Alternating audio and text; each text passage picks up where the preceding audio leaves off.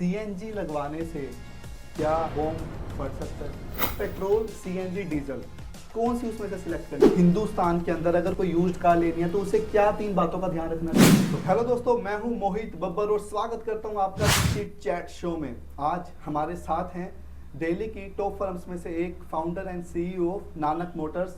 तो सर, आपका स्वागत है थैंक यू चिट सर। चैट शो में। Thank you. तो सर, मैं सबसे पहले जानना चाहूंगा कि नानक मोटर्स जो एक लग्जरी कार डीलर्स में से आप एक माने जाते हो, जी जी जी ये सफर कैसे स्टार्ट हुआ नानक मोटर्स का? सर, सफ़र तो बहुत मुश्किल था। ये हमारा 2013 में स्टार्ट हुआ था, जी, जो कि हमने छोटी कार सेगमेंट से स्टार्ट किया था। ये फिर 2022 में हमने स्टार्ट कर दिया थोड़ा सा प्रीमियम गाड़ियों में, ओके। कि जो कि 8-10 lakh 12 lakh basically upper models में काम स्टार्ट कर दिया। तो आज भगवान की माता रानी की कृपा है कि अच्छा चल रहा है। कार में ही क्यों आपने डीलिंग करना स्टार्ट किया, और कोई बिजनेस क्यों नहीं? सर एक्चुअली कार्स के साथ ऐसी दीवानगी थी, मुझे प्यार था और एक मतलब अट्रैक्शन था मुझे कि हाँ भाई, मुझे कार्स और बाइक्स के अंदर ही बड़ी ज़्यादा दिलचस्पी थी। बेसिकली मेरी फैमिली का तो गोल्ड एंड सिल्वर रिसाइकलिंग का काम है, ज्वेलर्स का बिजनेस है, बट मैं इस बिजनेस में नहीं आया।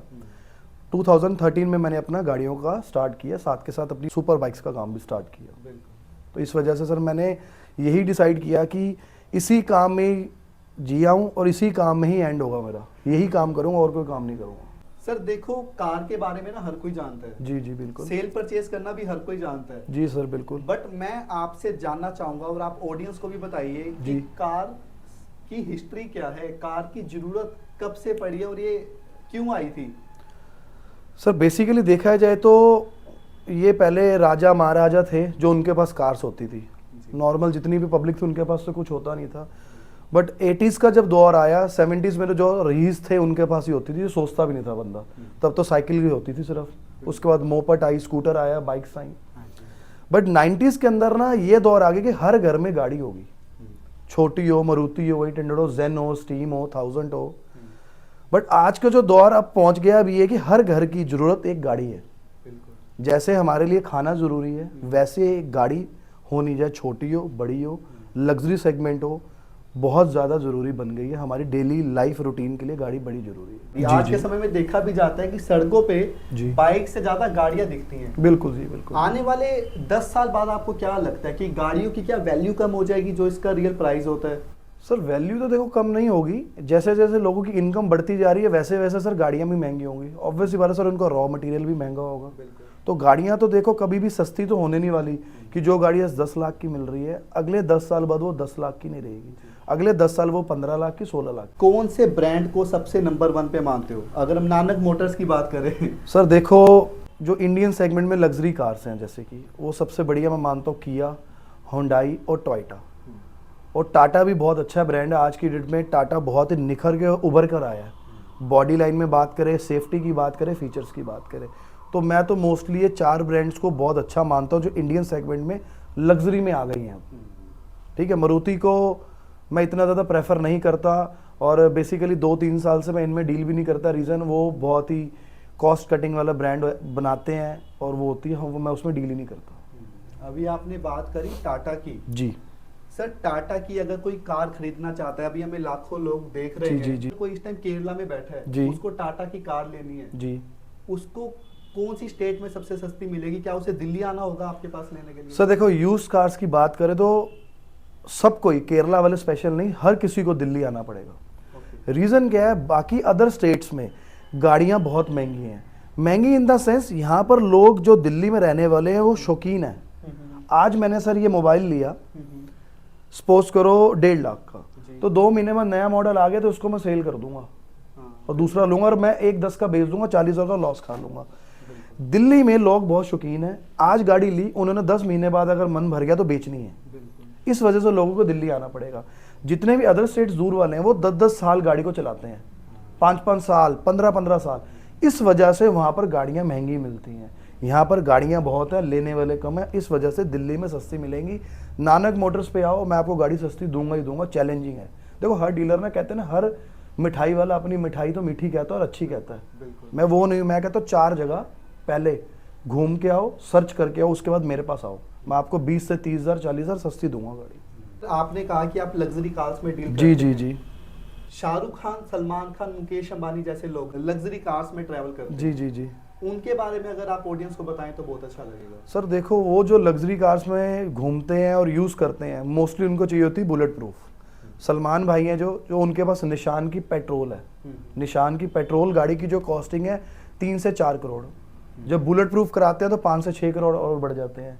फैंटम हो गई, मेबैक हो गई, तो जितने भी सेलिब्रिटी इस गाड़ियों को लाइक करते हैं। इनके अंदर कंफर्ट, सेफ्टी सबसे ज़रूरी है। सेफ्टी इनके अंदर बुलेट प्रूफ है, फायर की सेफ्टी है और बॉम्ब की सेफ्टी है, बहुत सारी सेफ्टीज होती हैं। इनमें कंफर्ट भी है, इस वजह से इन ब्रांड्स में ही जाते हैं, वो किसी और में जाते नहीं हैं। इंपोर्ट भी कराते हैं, इंपोर्ट ड्यूटी भी पे करते हैं, बट जाएंगे उसी ब्रांड्स में ही जो बहुत ज़्यादा ही सेफ्टी के लिए जाने जाते हैं। बिल्कुल, बहुत अच्छे से आपने समझाया सर। अभी आपने वर्ड यूज़ किया इंपोर्ट। जी जी क्या इंडिया में सारी लग्जरी कार्स इंपोर्ट होती हैं? सर, कुछ साल तक पहले तक सारी गाड़ियाँ इंडिया में इंपोर्ट होती थी। टोटली जितनी भी गाड़ियाँ सारी इंपोर्ट होती थी, बट मोदी जी ने अब ऐसा कुछ कर दिया है। अभी 10 दिन पहले यूरोप में और जर्मनी में एक डील फाइनल करी गई है कि जिसके अंदर टैक्स की कटौती करी गई है। जितनी भी हमारी कार्स हो गई, सुपर बाइक्स होगी, उसके ऊपर 200% ड्यूटी लगती है। जैसे कि 1 करोड़ की गाड़ी है, उसकी कॉस्टिंग है, उस पर 200% ड्यूटी, मतलब 2 करोड़ रुपए उस पर टैक्स लगता था। वो 3 करोड़ की इंडिया में पड़ती थी। बट जितने भी जर्मन प्रोडक्ट्स हो गए, जैसे कि Volkswagen, Skoda, Rolls Royce, Audi, ये जर्मन प्रोडक्ट्स हैं। डिफेंडर, इनके प्लांट्स भी वहाँ पर। अब इनमें ड्यूटी कम करने की अभी वैसे इम्प्लीमेंट शोरूम वालों ने ऐसा कुछ कंफर्म नहीं करा, बट आने वाले टाइम पे मोदी जी गवर्नमेंट ये कर रही है कि उसके ऊपर टैक्स को कम किया जाएगा।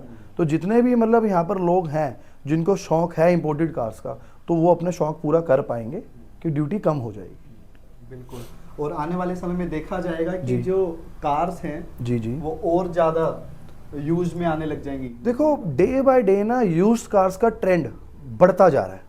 पहले लोग ना यूज्ड कार्स लेते नहीं थे। रीज़न पहले क्या होता था, लोगों को ये लगता था, एक मिथ था कि नहीं यार, यूज्ड कार्स बेची किसने तब है कि गाड़ी में खराबी है। नहीं नहीं नहीं, अभी मेरे चैनल पे नानक मोटर पे देखना, मैंने कल ही 2025 मॉडल की टाटा नेक्सॉन, जो कि मात्र सिर्फ 12-13 महीने पुरानी गाड़ी थी, मैंने सेल करी है 2025। इतनी ब्रांड न्यू गाड़ी 5 लाख के डिस्काउंट पे। नई गाड़ी की कॉस्टिंग जो आती है 13,75,000 आती है, मैंने 5 लाख के डिस्काउंट पे गाड़ी सेल करी है। अब रील देख सकते हैं यार। अब लोगों को समझ आ रही है कि भाई हम कोई गाड़ी 20 लाख की क्यों ले, अगर हमें 1 साल पुरानी मिल जाए 13 लाख की, 12 लाख की, उसको चलाएंगे, फिर 2 लाख का लॉस खा के 2 साल बाद फिर दे देंगे। नई गाड़ी में तो 8 लाख का लॉस होगा। तो सेकंड हैंड पे 2 लाख का लॉस है तो सेकंड हैंड पे जाएगा बंदा। सेकंड हैंड का बहुत ज़्यादा ट्रेंड बढ़ता जा रहा है डे बाय डे। जी, एक लेमैन को हिंदुस्तान के अंदर अगर कोई यूज्ड कार लेनी है तो उसे क्या 3 बातों का ध्यान रखना चाहिए? सर सबसे पहली बात तो उसको ये देखना चाहिए कि गाड़ी एक्सीडेंटल तो नहीं है, और उसको चेक करने के लिए या तो आप किसी ट्रस्टेड डीलरशिप पे जाएं। मैं ये नहीं कहता कि मेरे पास ही आए, और भी भाई हैं, सबके पास सबका काम है। उसके बाद उस गाड़ी की वेरिफिकेशन करवाएं। आपको ना मेनली देखना है गाड़ी एक्सीडेंटल नहीं होनी चाहिए, गाड़ी के पेपर्स कंप्लीट होने चाहिए, गाड़ी के पेपर्स पे कुछ केस नहीं होना चाहिए, क्योंकि बाद में ट्रांसफ़र इश्यूज बहुत रहते हैं। बिल्कुल। तो अगर आप भी गाड़ी लेना चाहते हैं, बाइक से एक 2 व्हीलर से 4 व्हीलर में कन्वर्ट होना चाहते हैं, तो इन 3 बातों का जरूर ध्यान रखें जो अभी सर ने बताई। सर अगर कोई कार लेने चाह रहा है, 3 बातों का वो ध्यान रखेगा। जी सर। बट एक बहुत बड़ा मिथ होता है लेमैन के अंदर, पेट्रोल, सीएनजी, डीजल, कौन सी उसमें से सिलेक्ट करनी? सर देखो, तीनों सेगमेंट ही अपनी अपनी जगह पे हैं। पेट्रोल में सर थोड़ी सी एवरेज कम रहती है, बट रिलायबिलिटी की बात करो सुपर होती है। स्मूथनेस पेट्रोल में सुपर है। सीएनजी की बात करें, सीएनजी सर एक जॉब प्रोफाइल के लिए आज की डेट में जरूरत बन चुकी है बहुत बड़ी। जैसे एक फ़ोन बहुत ज़रूरी है, खाना बहुत ज़रूरी है, वैसे ही एक जॉब प्रोफाइल वाले बंदे के लिए सीएनजी गाड़ी है। हर जॉब वाले की नहीं, जिसकी सैलरी 40-50-60 हज़ार है, उसके लिए सीएनजी बहुत ज़रूरी होगी। कि रीज़न वो बहुत सस्ती पड़ती है, किफ़ायती है, वो बहुत है। और रही बात डीजल की, जिनकी डेली की रूटीन बहुत ज़्यादा है, गाड़ी बहुत चलती है, रनिंग बहुत ज़्यादा है, तो उनको सर डीजल में ही जाना पड़ेगा। रीज़न जिनकी डेली की रनिंग 200 किलोमीटर है, तो वो सीएनजी की लाइंस में बार बार नहीं रुक सकते, और पेट्रोल उनको पॉकेट को अलाउ करेगी नहीं, तो वो डीजल में जाएंगे। तो तीनों सेगमेंट का अलग अलग बेनिफिट्स हैं, किसी के बेनिफिट्स हैं, किसी में नुकसान है, तो तीनों चीज़ें बिल्कुल अलग अलग हो गई, अपनी चॉइस है हर बंदे की। सर अभी हम बात कर ही रहे हैं सीएनजी जी। के ऊपर, है ना? क्या लग्जरी कार्स में सीएनजी को नहीं रखा जाता, या आने वाले टाइम में इन फ्यूचर रखा जाएगा? सर आने वाले टाइम का तो मुझे पता नहीं, बट होना नहीं चाहिए। रीज़न सर ये लग्जरी का मतलब होता है लग्जरी। लग्जरी में किफ़ायती वर्ड ऐड ही नहीं हो सकता, रिलायबिलिटी नहीं रहेगी। लग्जरी सेगमेंट के अंदर इतने ही सेंसर्स हैं, सेंसर्स नॉर्मल गाड़ी में, बट उसके अंदर जो कंफर्ट है और एक लग्जरियस इंटीरियर हो गया, लग्जरियस फीचर्स हो गए, वो सीएनजी पे नहीं वर्क कर सकते हैं जितने भी फीचर्स हैं। तो लग्जरी सेगमेंट कभी भी नहीं आएगी, बट लोग आजकल करते हैं 2010-11 मॉडल मर्सिडीज बीएमडब्ल्यू में सीएनजी लगवा लेते हैं, बट वो रिलायबल नहीं है। लग्जरी सेगमेंट में हम सीएनजी रिकमेंड नहीं करेंगे। सर सीएनजी लगवाने से क्या बॉम्ब फट सकता है? सर देखा जाए तो ये मिथ है बहुत बड़ा लोगों का, सीएनजी में कभी बॉम्ब नहीं फटता। सीएनजी गैस बहुत ही ज़्यादा कोल्ड प्रेस्ड होती है, सीएनजी में कभी भी आग नहीं लग सकती। जब आपकी वायरिंग शॉर्ट सर्किट होती है तो सर जब शॉर्ट सर्किट होती है तो पेट्रोल के साथ भी ब्लास्ट हो सकता है। ऐसा नहीं है कि सिर्फ ब्लास्ट सीएनजी में होता है, ब्लास्ट आपका पेट्रोल में भी होगा। सिर्फ आपको ये देखना है कि आपकी वायरिंग्स, ये जो आप आफ्टर मार्केट वर्क करवाते हैं, हॉर्न, लाइट्स, इसको अच्छे तरीके से इसकी प्लांटिंग हो।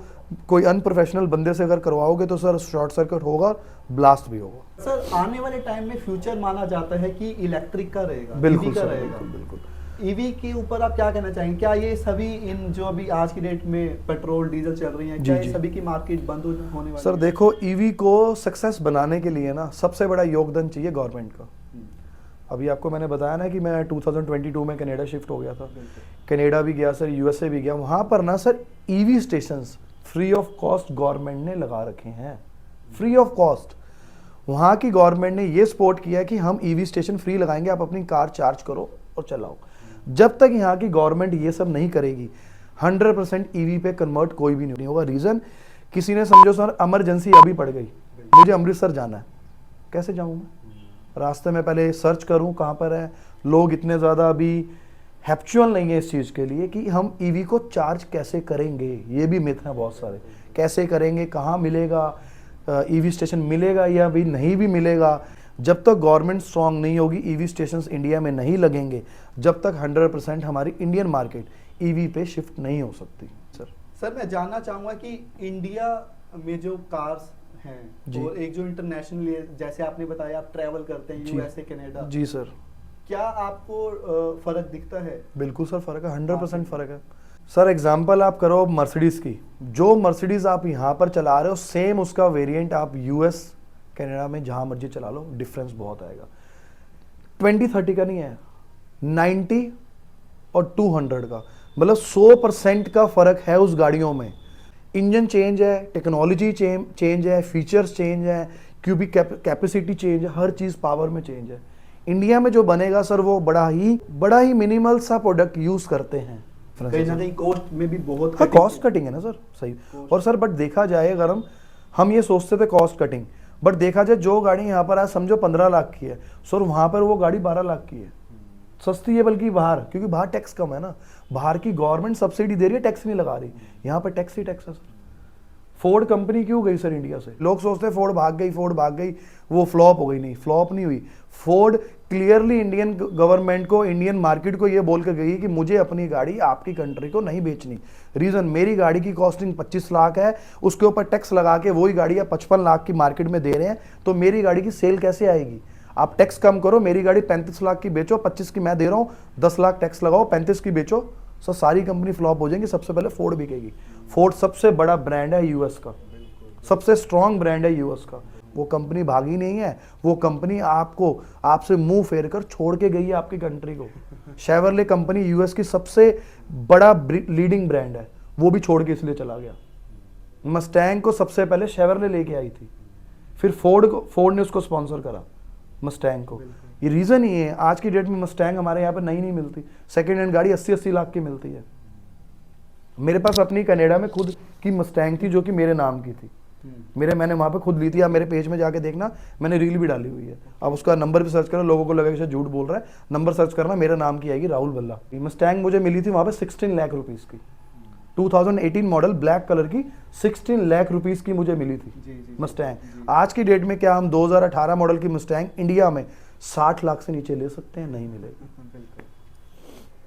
यही रीज़न है बाहर की टेक्नोलॉजी में और यहाँ की टेक्नोलॉजी में। कि रियल वैल्यू एक कार की क्या होती है? मान लो एक गाड़ी यहाँ पे इंडिया में 30 लाख की मिल रही है, एक फैक्ट्री वैल्यू 30 लाख वाली गाड़ी की, उसकी factory value sir 17 lakh 18 lakh, उसके ऊपर जीएसटी वैट। 2021 के एंड में ईवी का दौर जब शुरू हुआ है तो आपने ये बात सुनी होगी कि ईवी गाड़ी के ऊपर टैक्स नहीं है।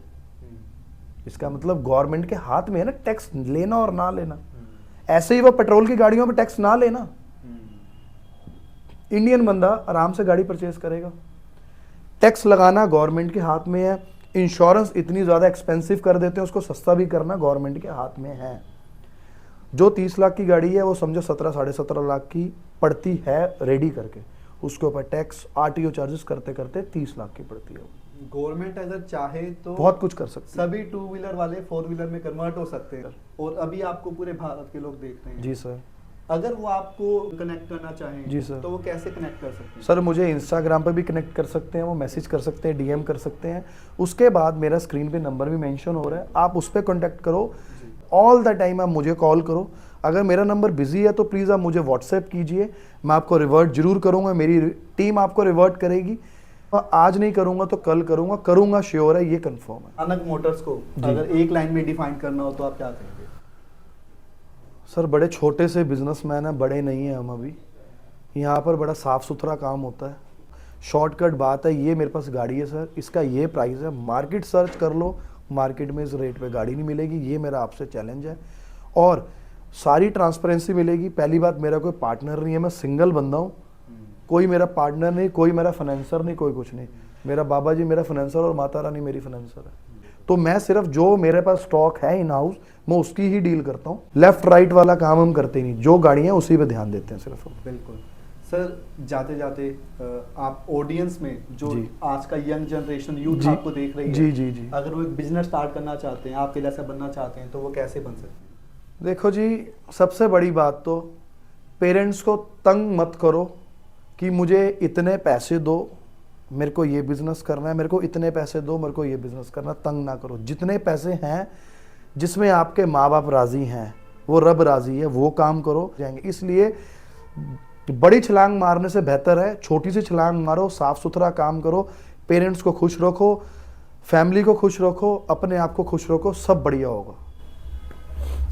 आज सर आपके साथ बातें करके जो आपने गाइडेंस दी है कार से रिलेटेड, इंटरनेशनल ब्रांड से रिलेटेड, लग्जरी से रिलेटेड, जी बहुत अच्छा लगा मुझे भी सुन के। और मैं आशा करता हूँ आप जो भी ऑडियंस अभी देख रही हैं, आप सभी को बहुत अच्छा लगा होगा। तो जाते जाते सर इस वीडियो को लाइक और शेयर भी करना और सब्सक्राइब करना और सर के पेज को भी फॉलो जरूर करना। नानक मोटर्स मेरा पेज है, विकासपुरी मेन रोड पे मेरी शॉप है, पिलर नंबर 8 पे। Thank you so much sir. Thank you sir. आपने अपना कीमती समय थैंक यू दिया सर, और आपका आपने मेरे से पॉडकास्ट किया, थैंक यू सो मच। और आप सभी का भी दिल से धन्यवाद, आपने अपना कीमती समय दिया। Thank you so much. Thank you.